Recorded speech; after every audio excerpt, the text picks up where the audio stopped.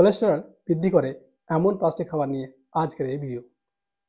আমরা অনেক সময় না জেনে এমন কিছু খাবার খাদ্য তালিকায় যোগ করে থাকি যেগুলি আমাদের কোলেস্টেরল মাত্রাকে বাড়িয়ে দেয়।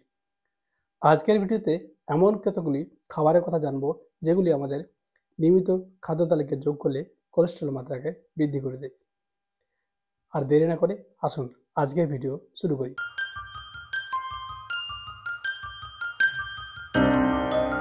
প্রথমে জানবো কোলেস্টেরল যে বলছি আমরা, কোলেস্টেরলটা কি? কোলেস্টেরল হলো এক ধরনের চর্বি জাতীয় পদার্থ যা রক্তের মধ্যে থাকে। কোলেস্টেরল শরীরের মধ্যে গুরুত্বটা কোথায়, কিভাবে তৈরি হয় এবং কোলেস্টেরল থেকে কি তৈরি হয়? যদি এই কোলেস্টেরলের মাত্রা আমাদের নর্মাল থেকে অতিরিক্ত পরিমাণে বেড়ে যায়, শরীরে কি কি ঘটনা ঘটতে পারে, অর্থাৎ কি কি ক্ষতি হতে পারে? কোলেস্টেরল কিভাবে সহজে ঘরোয়া উপায়ে নিয়ন্ত্রণে আনা যায়, এই সমস্ত কিছু আলোচনা রয়েছে আমার আগের একটা ভিডিওতে। আপনার যদি প্রয়োজন হয় লিঙ্ক ডিসক্রিপশনে দিয়ে দেবো, সেখান থেকে আপনি দেখে নেবেন। প্রথমে বলবো কোলেস্টেরল দুই প্রকারের। একটা আছে এইচডিএল, হাই ডেন্সিটি লিপোপ্রোটিন, যেটা আমাদের শরীরের পক্ষে খুবই ভালো, অর্থাৎ এটা যদি বেশি পরিমাণে থাকে তাহলে লিভারে অর্থাৎ রক্তনালীর মধ্যে অতিরিক্ত কোলেস্টেরল দেহ থেকে বার করে দেয়। আর একটা আছে লো ডেন্সিটি লিপোপ্রোটিন, এলডিএল বলে থাকি। সেটা হচ্ছে আমাদের শরীরের পক্ষে অত্যন্ত খারাপ। সেগুলো যত বেশি থাকবে রক্তনালী অর্থাৎ ধমনীর মধ্যে সেগুলো জমা হয়ে যাবে এবং প্লাক তৈরি করবে, অর্থাৎ কাদার মতো রক্তনালীর মধ্যে জমা হয়ে যায়, যার ফলে রক্তনালীর মধ্যে রক্ত প্রবাহের বাধা সৃষ্টি করে। এর ফলে হার্ট অ্যাটাক এবং স্ট্রোকের সম্ভাবনা বেড়ে যায়। এবার আসবো যে সমস্ত খাবারগুলি রক্তে কোলেস্টেরলের মাত্রা বাড়িয়ে দেয়। নাম্বার 1, রেড মিট অর্থাৎ লাল মাংস। লাল মাংস বলতে বোঝায় যেমন গরু মাংস, খাসির মাংস, এদের মধ্যে প্রচুর পরিমাণে স্যাচুরেটেড ফ্যাট রয়েছে। এটা যদি আপনি সপ্তাহে 1 থেকে 2 দিন খান, কম করে খান, কোনো অসুবিধা নেই। কিন্তু রেগুলার অর্থাৎ নিয়মিত যদি এই রেড মিট খান তাহলে আপনার কোলেস্টেরল মাত্রা বাড়তে পারে। বিশেষ করে কোলেস্টেরল মাত্রা তো বাড়বে, তার সঙ্গে ইউরিক অ্যাসিডের মাত্রাটাও বাড়তে পারে। তার জন্য আপনার চেষ্টা হবে যে সমস্ত খাবারগুলো কম খাওয়া। আপনার খেতে ইচ্ছে হলে আপনি রেগুলার না খেয়ে সপ্তাহে 1 বার বা 2 বার খেতে পারেন। 2 নম্বর, প্রসেসড ফুড। এই প্রসেসড ফুড যেমন সসেস, হটডগ এছাড়া অন্যান্য প্রসেসড ফুডের মধ্যে প্রচুর পরিমাণে প্রিজারভেটিভ এবং চর্বি দেওয়া থাকে, যার ফলে সেটা যদি আপনি নিয়মিত খান তাহলে হয়তো রেগুলার যদি না খেয়ে মাঝে মধ্যে খান তাহলে কোনো অসুবিধা নেই। কিন্তু যদি রেগুলার খান তাহলে একটা সময় থাকবে যেটা আপনার ধীরে ধীরে সেই চর্বিজাতীয় খাবারগুলো জমা হতে হতে গিয়ে আপনার রক্তনালীর মধ্যে জমা হবে, অর্থাৎ এলডিএল এর মাত্রা বৃদ্ধি পাবে। তার জন্য রেগুলার না খেয়ে মাঝে মধ্যে আপনি খাওয়ার চেষ্টা করুন, অথবা সবচেয়ে বেটার হবে অ্যাভয়েড করা। 3 নম্বর, ফাস্ট ফুড অর্থাৎ যেগুলো রাস্তার মধ্যে তৈরি হয়, স্ট্রিট ফুড বলে থাকি। যেমন রাস্তার মধ্যে যদি ভাজা সিঙ্গাড়া হয়, রাস্তার মধ্যে যদি আপনার এগ রোল হয়ে থাকে, তারপরে বার্গার হয়ে থাকে, পিৎজা হয়ে থাকে, অথবা এগুলোর মধ্যে বলা হচ্ছে ট্রান্সফ্যাট, অর্থাৎ তেলে ভাজা যে সমস্ত জিনিসগুলোকে বলা হয় ট্রান্সফ্যাট। ট্রান্সফ্যাট তো বটেই, তার সঙ্গে স্যাচুরেটেড ফ্যাটের পরিমাণও খুব বেশি থাকে। তার জন্য দেখবেন একবার যদি বার্গার খান, সেই বার্গারটা হজম করতে আপনার অনেক সময় লাগে। তার পরিবর্তে অন্য যদি আপনি কিছু একটা ভেজ খান, তার থেকে দেখবেন তার হাফ সময়ের মধ্যে আপনার হজম হয়ে গেছে। শুধুমাত্র তাই নয়, এই বার্গার যে পরিমাণ ক্যালোরি খাচ্ছেন সেই ক্যালোরিটা বার্ন করতে আপনার বেশি সময় লাগবে। আর যদি আপনি সেকেন্ডারি লাইফস্টাইল করেন, অর্থাৎ সে বার্গার খেয়ে আপনি শুয়ে পড়লেন, কোনো কাজ করলেন না, চলাফেরা না করলেন না, তাহলে সেটা আপনার জমা হয়ে যাবে। অর্থাৎ নিয়মিত যদি আপনি বার্গার, পিৎজা অর্থাৎ এই ধরনের ফাস্ট ফুড খাওয়ার খেতে থাকেন, তাহলে কি হবে, আপনার কোলেস্টেরল মাত্রা বৃদ্ধি হতে বাধ্য হবে।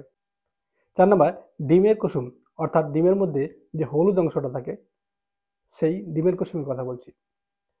একটা যদি ডিম খান তাহলে ডিমের মধ্যে 70 ক্যালোরি আপনি পাবেন। তার মধ্যে 6.3 গ্রাম প্রোটিন এবং 5 গ্রাম হচ্ছে ফ্যাট, অর্থাৎ কোলেস্টেরল পাবেন আপনি। কিন্তু যদি ডিমের সাদা অংশটা খান তাহলে এখানে জিরো ফ্যাট, কোনো ফ্যাটই থাকবে না, শুধুমাত্র প্রোটিন পাবেন। তার মধ্যে 17 ক্যালোরি থাকবে, তার মধ্যে প্রোটিন থাকবে 3.6 গ্রাম। অর্থাৎ যদি আপনি মাঝে মধ্যে ডিম খান, অর্থাৎ পুরো ডিমটা খান, তাহলে ঠিক আছে। কিন্তু যদি রেগুলার খেতে চান তাহলে ডিমের সাদা অংশটাই খাওয়া ভালো, কারণ ডিমের কুসুমের মধ্যে প্রচুর পরিমাণে ফ্যাট অর্থাৎ কোলেস্টেরল রয়েছে, যা আপনার রেগুলার যদি খান তাহলে আপনার নর্মাল কোলেস্টেরলকে বাড়িয়ে দেওয়ার চান্স বেশি থাকে। 5 নাম্বার, বেকারি পণ্য। বিভিন্ন ধরনের বেকারি পণ্য অর্থাৎ ময়দা থেকে যে সমস্ত জিনিসগুলো আপনার তৈরি হচ্ছে প্রচুর পরিমাণে চিনি এবং ট্রান্স ফ্যাট যুক্ত থাকে। এগুলো যদি আপনি রেগুলার খান, যেমন বিস্কিট খাচ্ছেন, কেক খাচ্ছেন, পেস্ট্রি খাচ্ছেন, এগুলো প্রচুর পরিমাণে চিনি। চিনি তো যেটা বলা হয় বিদেশে বলা হয় হোয়াইট পয়জন। যদি চিনিযুক্ত এবং ট্রান্স ফ্যাট যুক্ত রেগুলার খাবার খান তাহলে আপনার কোলেস্টেরল মাত্রা বৃদ্ধি পেতে পারে। তার জন্য বেটার হবে মাঝে মাঝে খান, অর্থাৎ সপ্তাহে 1 দিন বা 2 দিন খান। রেগুলার খেলে আপনার কোলেস্টেরল মাত্রা বৃদ্ধি পেতে পারে। এই 5টি খাবার আমাদের কোলেস্টেরল মাত্রাকে দ্রুত বাড়িয়ে দিতে পারে। তার জন্য এই 5টি খাবার থেকে অবশ্যই আপনাকে সতর্ক থাকতে হবে। খাবারের মজা নিন, অর্থাৎ আপনার যদি ইচ্ছা হচ্ছে খেতে সেগুলো খান, কিন্তু রেগুলার না খেয়ে মাঝে মধ্যে খান। এবার আসবো খুব ছোট্ট 3-4টা পয়েন্ট বলবো যেটা কোলেস্টেরল নিয়ন্ত্রণে খুবই ভূমিকা পালন করে। অর্থাৎ কোলেস্টেরল নিয়ন্ত্রণে আপনার করণীয়টা কি? যদি আপনার কোলেস্টেরল বেড়ে যায় তাহলে আপনি কি করবেন? প্রথমত, যদি আপনার কোলেস্টেরল বেড়ে থাকে তাহলে আপনাকে সঠিক খাদ্যাভ্যাস গ্রহণ করতে হবে। 1 নম্বর গেল। 2 নম্বর হচ্ছে আপনাকে শারীরিক ব্যায়াম করতে হবে। ব্যায়াম বলতে প্রত্যেকদিন সকালে অথবা সন্ধ্যার দিকে হাঁটার চেষ্টা করুন। হাঁটা বলতে এমনি হাঁটা না, জগিং যেটা বলে, একটু হালকা দৌড়ানো টাইপের মতো যদি হাঁটার চেষ্টা করুন তাহলে দেখবেন আপনার অনেকটাই ক্যালোরি বার্ন হবে।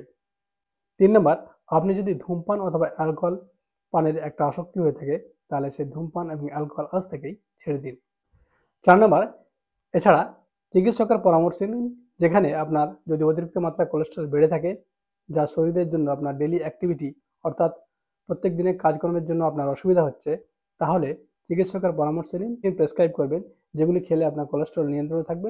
এত মাথা ব্যথা একটাই কারণ এইগুলো আগেই বলেছি, রক্তনালীর মধ্যে একটা একদম কাদার মতো জমে যায়, যার ফলে বিভিন্ন ধরনের হার্ট ডিজিজ, বিশেষ করে হার্ট অ্যাটাক, স্ট্রোকের মতো মারাত্মক ব্যাধির শিকার আপনি হতে পারেন। তার জন্য কোলেস্টেরলকে আগে থেকে নিয়ন্ত্রণ করা ভালো।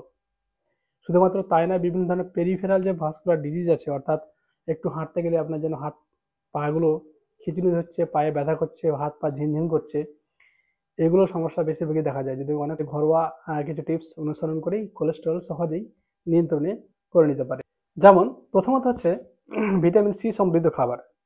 ভিটামিন সি সমৃদ্ধ খাবার, বিশেষ করে আমলকির মধ্যে প্রচুর পরিমাণে ভিটামিন সি রয়েছে। তাহলে চেষ্টা করুন যে 1 কোয়া আমলকি খান। 2 নম্বর হচ্ছে গ্রিন টি। গ্রিন টির মধ্যে প্রচুর পরিমাণে অ্যান্টিঅক্সিডেন্ট রয়েছে। তার জন্য প্রত্যেকদিন 1 থেকে 2 কাপ যদি আপনি গ্রিন টি খেতে পারেন তাহলে কিন্তু খুবই উপকারী হতে পারে। 3 নম্বর হচ্ছে প্রত্যেকদিন 1 কোয়া করে রসুন যদি খান, তার সঙ্গে আদা খেতে পারেন, তাহলে আপনার কোলেস্টেরল নিয়ন্ত্রণে, তার সঙ্গে আপনার রক্তচাপ নিয়ন্ত্রণ করতেও সাহায্য করে।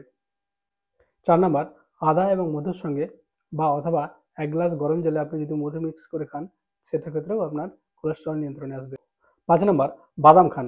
বাদাম বলতে আখরোট, আমন্ড, এই ধরনের বাদাম খান, তাহলে কোলেস্টেরল নিয়ন্ত্রণে আসবে। বন্ধুরা, এতগুলো খাবারের মধ্যে কোন খাবারটি আপনি নিয়মিত খান নিচে কমেন্টে জানাবেন। এই ছিল কোলেস্টেরল বৃদ্ধি করে এমন 5টি খাবার নিয়ে বিশেষ আলোচনা। আশা করছি আমার এই ভিডিওটি আপনার উপকারে আসবে। আমার এই ভিডিওটি যদি আপনার ভালো লেগে থাকে তাহলে অবশ্যই লাইক এবং সাবস্ক্রাইব করতে ভুলবেন না। আপনার যদি কোনো প্রশ্ন অথবা পরামর্শের প্রয়োজন হয় অবশ্যই কমেন্ট সেকশনে জানাবেন। আজকে এখানেই শেষ, পরবর্তী ভিডিওতে আবার দেখা হবে। সুস্থ থাকুন, ভালো থাকুন, ধন্যবাদ।